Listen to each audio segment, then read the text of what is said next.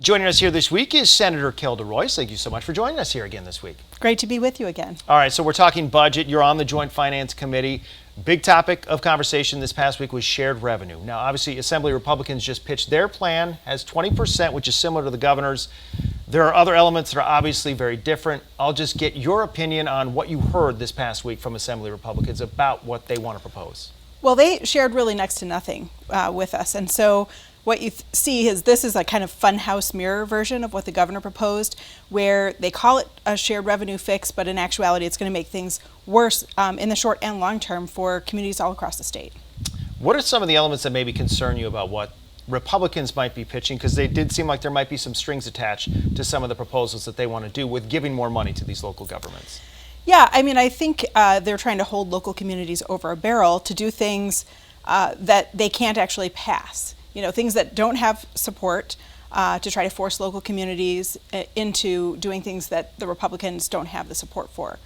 And to me, that's problematic. You know, we should be allowing local communities to govern themselves, to decide what's important to their constituents and to fund those needs. As you were making the rounds around the state here for some of these listening sessions, there were 4 put on by the JFC, but then you did a couple of your own. Can you explain kind of how that process went down and why you decided to have your own private JFC listening sessions? Sure. It's really important to get public input, I think, on the most important bill that the legislature passes every biennium. And the Republicans on the Joint Finance Committee decided that they would have 4 hearings. Not one of them was in the 5 most populous cities in the state. So we held additional listening sessions and invited the public and the press in many other locations in La Crosse and Green Bay, Appleton, and Milwaukee. We would just want to make sure that people had a chance for input. What were some of the biggest topics? If you had to pick maybe 1 or 2 things that came up everywhere you went, what was it? Well, the 2 clear frontrunners are K-12 funding. People really want to make sure that our public schools are adequately funded. They are so important to our communities and obviously to our future prosperity. And childcare. Childcare is a huge issue, and we face a massive funding cliff where the Child Care Counts money is going to run out at the end of the year. And if Republicans do not put more money into the program and reauthorize it, then we could see mass closures of daycares all around the state, even in places like Madison and Milwaukee, where you don't necessarily think of it as a child care desert. On education, both sides say they want to give more money to education, but there seems to be a bit of a gap. The governor proposed $2.6 billion. Republicans haven't said what their number is. Do you get a sense that this gap is large or small as you come together trying to negotiate this budget? Well, I think it really depends on which Republicans you talk to. I think there are some Republicans who, you know, they would be just as happy to do away with our public schools. And I think we've seen that, on the Assembly side with Speaker Voss really taking direct aim at our public schools. But I think most Republicans recognize that their constituents want well-funded public schools. It doesn't matter what zip code you live in.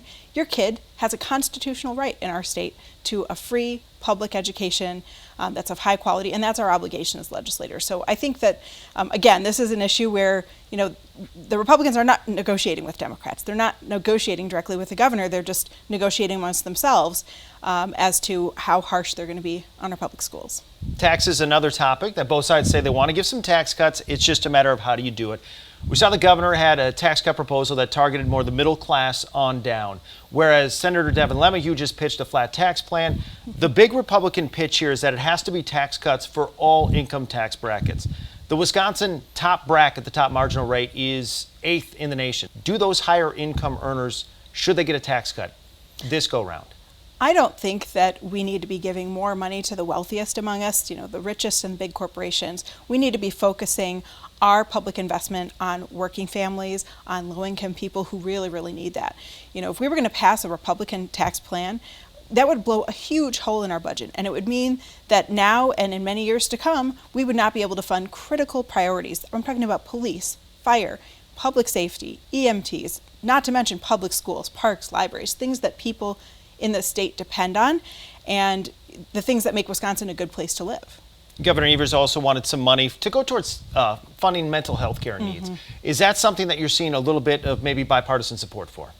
Yeah, I think there is a real understanding that this is not a partisan issue. Every one of us loves someone who needs mental health care or has struggled with mental or behavioral health issues, and especially in the pandemic with our young people, we all want to see young people getting the help and support that they need to thrive and be happy.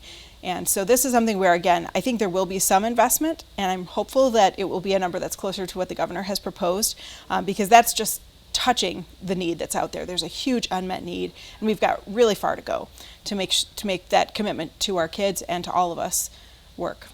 Now, Republicans have complained that the governor's proposal is just too expensive, that you're going to spend too much money here. Obviously, there's a huge surplus. Their argument is the surplus isn't nearly as big as maybe some of these spending proposals are. Is there an actual real threat of overspending here, potentially, with this big surplus that we have? Not with Governor Evers in charge, thankfully. I think with Republicans, they're proposing massive tax cuts that are going to create huge deficits in the future. Governor Evers has actually taken this money and done very smart investment. So we have borrowed a lot in years past, and we're paying high interest on that. So he's taken a big chunk of that one-time money and poured it into paying down our debt, which is going to free up cash in future budgets.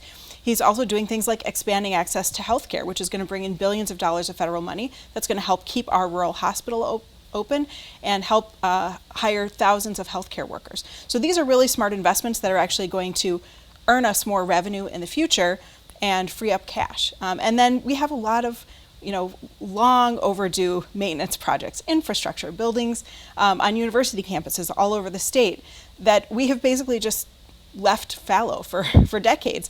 We have an opportunity to use that one-time funding to help upgrade our infrastructure for the next generation or two. And so a lot of that money is going towards those one-time needs. We haven't seen a proposal yet, obviously, from the Budget Committee as far as writing that budget proposal. How far apart do you think the two sides are going to be? How hard is it going to be to get to a point of consensus?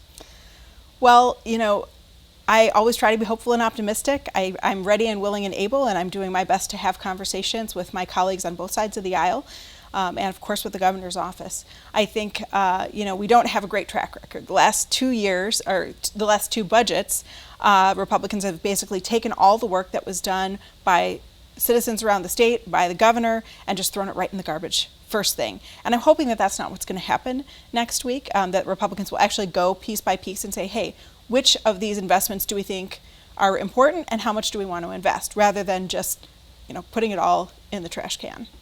Well, Senator Kelda, we thank you so much for the time here this week. Good to be with you.